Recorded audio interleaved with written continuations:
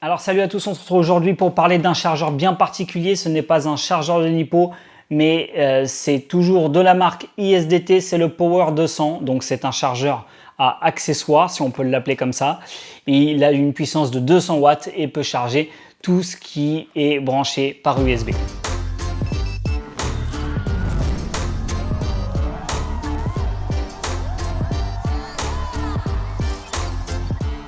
Alors, voici l'ISDT 200, comment il se présente, hein. Je vais le débrancher. On a tout simplement une sortie 24 watts ici en USB-A. On a une 65 watts en USB-C, également une autre 65 et une troisième en 65 watts. Derrière, on retrouve tout simplement la marque avec la puissance maximale.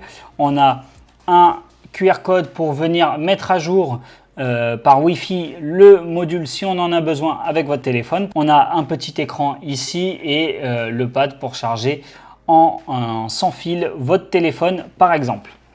Donc il se branche sur une petite prise secteur. Il fait un petit peu de bruit par contre, je vous l'accorde.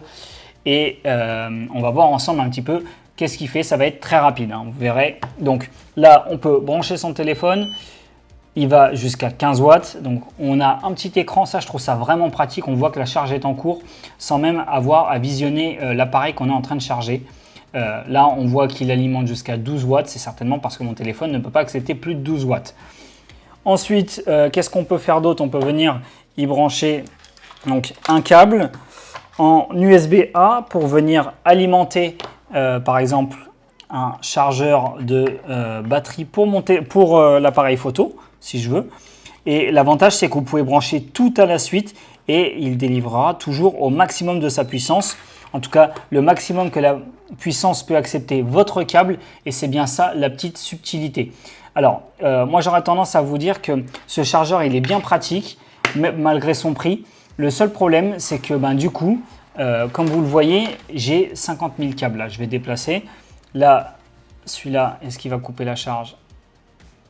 Non, il continue a priori. Voilà, il continue. Je vais rebrancher un USB-C. Vous voyez que là, je me retrouve avec un câble, deux câbles, trois câbles, quatre câbles. Il faut acheter 4 câbles de qualité. Ils ne sont pas fournis avec la boîte. Et ça, c'est un gros problème parce que ce chargeur coûte une centaine d'euros. Et je trouve ça vraiment dommage qu'ils n'aient pas fourni des câbles suffisamment puissants pour alimenter ce dont on a besoin.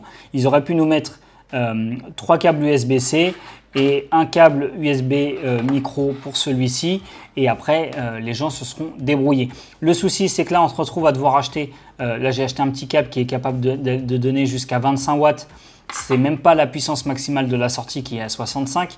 Mais déjà, un câble comme ça, ça coûte 5 ou 10 euros sur Amazon. Donc pour un câble 65 watts, il faut bien compter 15 euros. Donc 15 plus 15 plus 15, on est déjà à 45. Plus un autre câble qu'on viendra mettre sur l'USB-A en classique, qu'on a en principe, hein, mais celui-là, on va dire qu'on n'a pas besoin de l'acheter. Donc ça rapporte le prix de ce chargeur à plus 45 euros. Et je trouve que c'est pas bien pensé, disons. L'avantage, c'est quand même qu'il délivre énormément de puissance. Là, j'ai tous mes appareils qui sont chargés, c'est dommage.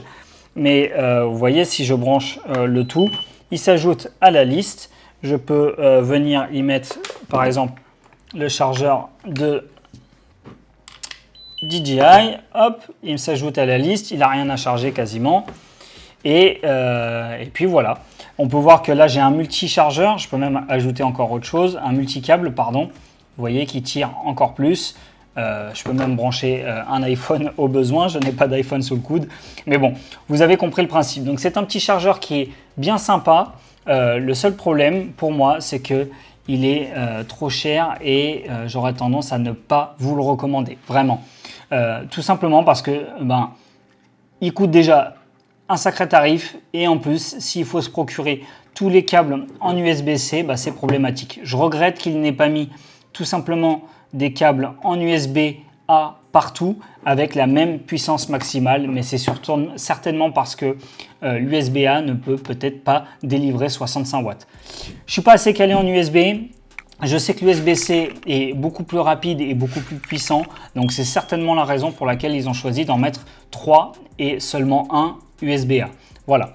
Donc, n'hésitez pas à me dire si vous avez des chargeurs comme ça à la maison, comment vous chargez vos lipos et peut-être me dire aussi si un produit comme ça pourrait vous intéresser. Moi, en tout cas, il est là. Je m'en sers régulièrement. Je ne me sers plus que de ça. Avant, je branchais sur mes chargeurs de lipo. C'était un petit peu contraignant de brancher, débrancher, etc. Je branchais également sur mon PC qui est juste à côté. Ça n'allait pas assez vite. Là, pour le coup, je trouve que c'est un petit peu overkill. Hein. C'est un très très gros chargeur, très puissant. Mais il faut vraiment investir dans des bons câbles et en avoir vraiment l'utilité, c'est-à-dire d'avoir besoin de charger beaucoup de batterie en très peu de temps. Voilà. Donc, donnez-moi votre avis dans les commentaires au sujet de ce petit ISDT. Encore une fois, c'est un très bon produit. Hein. On voit que c'est de la qualité. Il est un petit peu cher. Il manque quelques accessoires. Mais n'hésitez pas à me dire ce que vous en pensez. Voilà. Je vous dis à bientôt sur la chaîne. C'était QNK pour We Are FPV et merci d'avoir visionné cette courte review.